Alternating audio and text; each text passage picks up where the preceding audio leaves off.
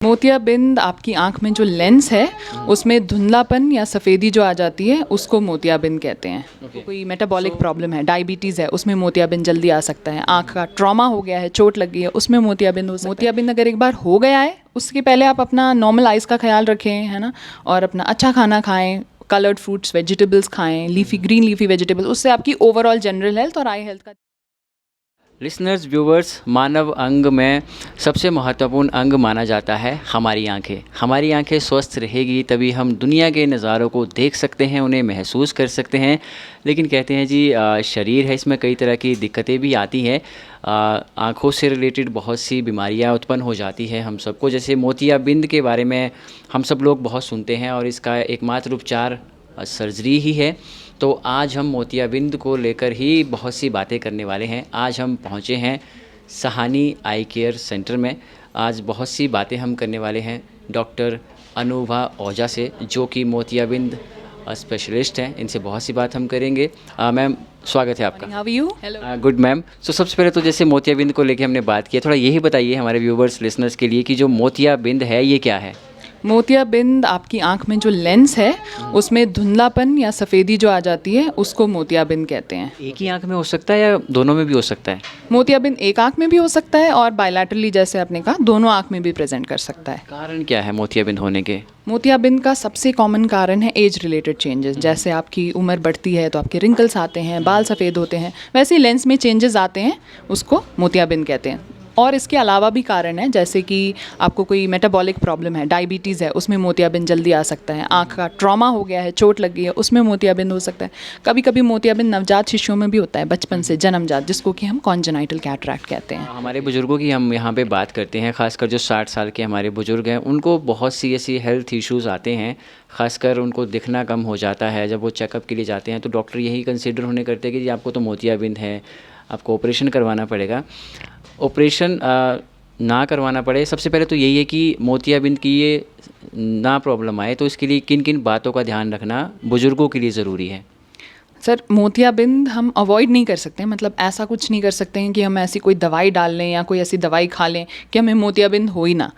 मोतियाबिंद अगर एक बार हो गया है उसके पहले आप अपना नॉर्मल आइज़ का ख्याल रखें, है ना, और अपना अच्छा खाना खाएँ, कलर्ड फ्रूट्स वेजिटेबल्स खाएँ, ग्रीन लीफी वेजिटेबल्स, उससे आपकी ओवरऑल जनरल हेल्थ और आई हेल्थ का ध्यान रहेगा। लेकिन इससे मोतियाबिंद पे फ़र्क नहीं पड़ने वाला है। मोतियाबिंद अगर आपको एक बार हो चुका है तो उसका एकमात्र इलाज सर्जरी है। कोई भी ड्रॉप या दवाई खाने से वो ठीक नहीं होने वाला। जी। डॉक्टर बता देता है कि जी आपको मोतियाबिंद है, आपका ऑपरेशन होगा। कितने दिन का ये टाइम होता है जब बीमारी प्रिडिक्ट हो जाती है उसके बाद? एक बार मोतियाबिंद हो गया, आपको धुंधलापन दिखना शुरू हो गया है, लोगों के चेहरे साफ नहीं दिख रहे हैं, प्रॉब्लम हो रही है, तो आप ऑपरेशन करा सकते हैं। हैविंग सेड दैट, अगर आपकी लाइफस्टाइल ऐसी नहीं है जिसमें आपको फ़र्क नहीं पड़ रहा। बहुत से हमारे बुजुर्ग ऐसे भी होते हैं जो घर में अकेले होते हैं या उनके साथ कोई और भी फैमिली में होते हैं। फैमिली में बुजुर्ग को हो गया है, मोतियाबिंद हो गया है, आँखों से उसको दिखना कम शुरू हो गया है, तो ऐसे में फैमिली की क्या कुछ रिस्पॉन्सिबिलिटी बनती है? सर, फैमिली की यही रिस्पॉन्सिबिलिटी बनती है, क्योंकि बुज़ुर्गों का होता है कि ठीक है अभी बीमारी हो गई है, अभी इस उम्र में क्या कराना। बहुत सारे लोग ऐसे आते हैं। फैमिली का बनता है कि उनको मोटिवेट करें। या तो लाइलाज बीमारी होती है फिर तो कुछ नहीं कर सकते हैं, लेकिन इसका बहुत ही सिंपल और बहुत ही हमारे पास एडवांस टेक्निक आ गई है, फेको इमल्सिफिकेशन, जिसका मोतियाबिंद का आसानी से ट्रीटमेंट हो सकता है। तो फैमिली का बनता है कि उनको मोटिवेट करें कि अपनी आइज़ चेक कराएं, और अगर मोतियाबिंद है या आँख की कोई भी बीमारी है तो उसका ट्रीटमेंट जल्द से जल्द कराएं। जी। मोतियाबिंद को लेके मैम लोगों के अंदर बहुत से मिथ्स होते हैं, भ्रम होते हैं। जैसे कुछ एक हमने सुना है कि जी खट्टा नहीं आपने खाना है, या जो आपके लेंस पड़ते हैं ऑपरेशन के बाद वो कुछ टाइम तक ही होते हैं। कितने सही है ये र्यूमर्स? ये सारे ही मिथ्य, ऐसे मैंने पहले भी डिस्कस किया हुआ है, ये सारे मिथ बिल्कुल गलत हैं। ऐसा नहीं है कि मोतियाबिंद के ऑपरेशन के बाद बहुत लंबा रिकवरी टाइम है। उसका रिकवरी टाइम बहुत क्विक है। आप जल्दी से जल्दी अपनी दिनचर्या वापस जैसे आप पहले करते थे सब कुछ कर सकते हैं। खाने पीने का कोई परहेज़ नहीं है मोतियाबिंद के बाद। और रही बात लेंस की, तो एक बार मोतियाबिंद सर्जरी के बाद आपकी आँख में जो लेंस पड़ गया है वो पूरी उम्र अच्छे से टिका रहेगा, वो कहीं नहीं जाता, उसको चेंज कराने की बिल्कुल ज़रूरत नहीं है। तो वो एक टाइम का प्रोसीजर है मोतियाबिंद ऑपरेशन, और परमानेंट सोल्यूशन है मोतियाबिंद का। जी मैम, एक समय था जब कोई भी ऑपरेशन होता था तो वो चीरा लगा के ही होता था, उसमें प्रोसेस लंबा चलता था, उसमें रेस्ट ज़्यादा होती थी पेशेंट को।